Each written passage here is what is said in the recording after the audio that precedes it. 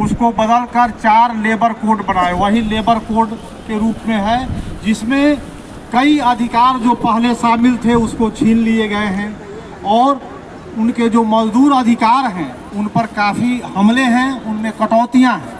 तो इससे मजदूरों का जो जीवन, जो बदतर जीवन चल रहा था, वह और आगे बदतर होने की स्थिति पैदा हो गई है। लेकिन मालिक माला माल होंगे। उसमें पहले जो ऐसे ही बहुत सारे मजदूर, अधिकांश मजदूर जो असंगठित श्रम क्षेत्र के हैं, वह जो भी कानून पहले के थे उसके बाहर थे, उन पर कोई कानून लागू नहीं होता था, जिसको जो मन है निकाल दिया, मालिक निकाल दिया, कोई शर्त नहीं थी।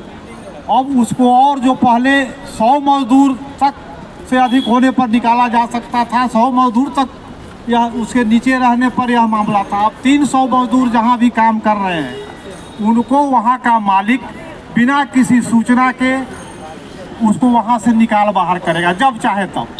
तो इसका मतलब है कि उनके आजीविका पर संकट पैदा हो जाएगा, आजीविका की अनिश्चितता बढ़ जाएगी और कोई पूछने वाला नहीं है। उसको लेकर आपके पास कोई कानूनी श्रम कानून है नहीं जिसको लेकर आप न्यायालय में जाएंगे, क्योंकि कानून में ही है कि मालिक जब चाहे निकाल सकता है। दूसरी बात है कि जो जिन पर कानून भी लागू होता है उनके भी पर कतर दिए गए हैं। अब जो है आप जानते हैं कि एक अकेला मजदूर क्या कर सकता है। यूनियन के माध्यम से ही हम लड़ाई लड़ते हैं मालिकों से या सरकार से। तो यूनियन बनाने पर भी ऐसी शर्तें जोड़ दी गई है कि और भी यूनियन आगे बनाना मुश्किल हो जाए, मजदूर को संगठित करना मुश्किल होगा। पहले 7 मजदूर मिलकर कोई भी यूनियन बना लेते थे, अब उसमें इतनी शर्तें जोड़ दी गई है कि यूनियन का रजिस्ट्रेशन होना मुश्किल हो जाएगा। दूसरी बात है कि जब मालिक बात नहीं सुनता था, सरकार बात नहीं सुनती थी, तो हमारे पास एक ही अधिकार था हड़ताल का कि हम तुम्हारे लिए अब काम करना बंद करते हैं। जब तुम्हें हम एक आदमी जिंदा रहने की ही स्थिति में नहीं रहने देना चाहते हो, तो हम तुम्हारे लिए क्यों लगातार दौलत पैदा करते जाए और तुम्हारी संपत्ति बढ़ती जाए और तुम हम पर कानूनी डंडा चलाते जाओ। तो इसको लेकर हड़ताल में भी ऐसी शर्तें जोड़ दी गई जिससे जो है हड़ताल करना और मुश्किल हो गया।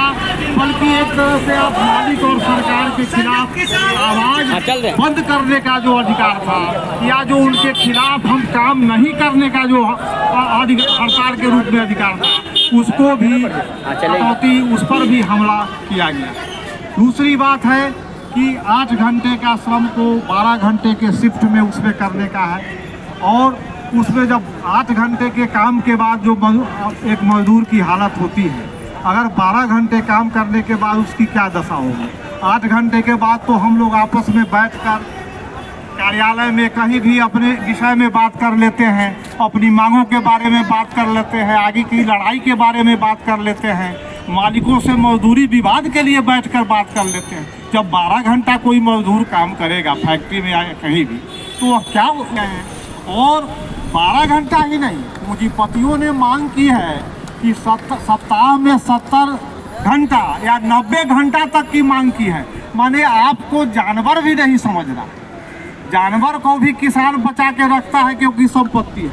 आपकी हैसियत वह भी नहीं रहने दिया है, क्योंकि एक मजदूर मरने पर बहुत सारे मजदूर खड़े हैं काम करने के लिए। तो हमारी हालत जो गुलामी की हालत, पूंजीवादी गुलामी की हालत है, वह और भी बदतर होने जा रही है। इसलिए हम लोग बार बार लेबर कोड रद्द करो की मांग करते आ रहे हैं और वह विरोध का नतीजा है कि अभी तक खुलकर सरकार ने पूरे देश में लागू करने का साहस नहीं किया है। छिटपुट ढंग से टुकड़े टुकड़े में कोई प्रावधान चल रहा है, लेकिन बार बार यह सूचना आती है कि अब लागू हो जाएगा, अब लागू हो जाएगा।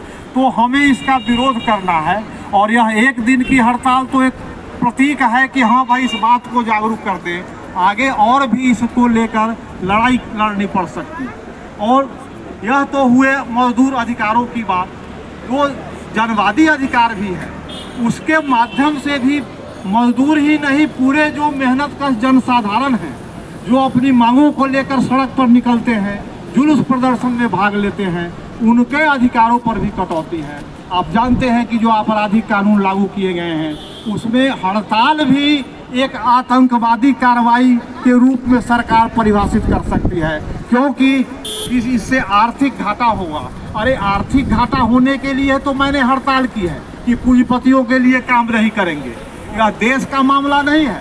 पूंजीपति के पॉकेट में पैसा जाता है, उसको देश का नाम दिया जाता है। देश की जो तो पूरी संपत्ति है किसके है, उस पर नियंत्रण किसका है? पूंजीपति वर्ग का है। तो इसीलिए यह भ्रम में शासक वर्ग हमें डालता चाहता है कि देश की संपत्ति कुछ नहीं, पूंजीपतियों की संपत्ति हम नहीं काम करेंगे। 1 दिन 2 दिन 3 दिन यह हड़ताल, इसको ध्यान में रखें। तो यह आपराधिक कानून। दूसरा, आपने इधर देखा चुनाव आयोग का फरमान कि करोड़ों मजदूर जो बाहर रहते हैं या 20-25 दिन में आकर अपना फार्म भरें, जबकि वह सारे का मतदाता सूची में नाम है। तो यह मताधिकार पर भी हमला है। चुनाव आयोग एक नौकरशाह है। एक नौकरशाह की ऐसी हैसियत यह पूंजीवादी लोकतंत्र में है कि करोड़ों लोगों पर वह चाबुक चला रहा। यह है इस पूंजीवादी लोकतंत्र का नंगा रूप, क्योंकि कहने के लिए है, लेकिन यह नौकरशाह एक जो है फरमान जारी कर रहा है, जिसके चलते लोग बम्बई से आएंगे, दिल्ली से आएंगे, 2 करोड़ 3 करोड़ लोग जो बाहर काम करते हैं। तो इस तरह लेबर कोड का मामला हो, जनवादी अधिकारों का मामला हो, सब पर हमला जारी है। इसको सरकार को आगाह करने के लिए हम लोग इस हड़ताल में एकजुटता प्रदर्शन करने के लिए बिहार निर्माण समिति यूनियन शामिल हुआ है और आगे इन मांगों को लेकर हमारी लड़ाई जारी रहेगी। बहुत बहुत धन्यवाद।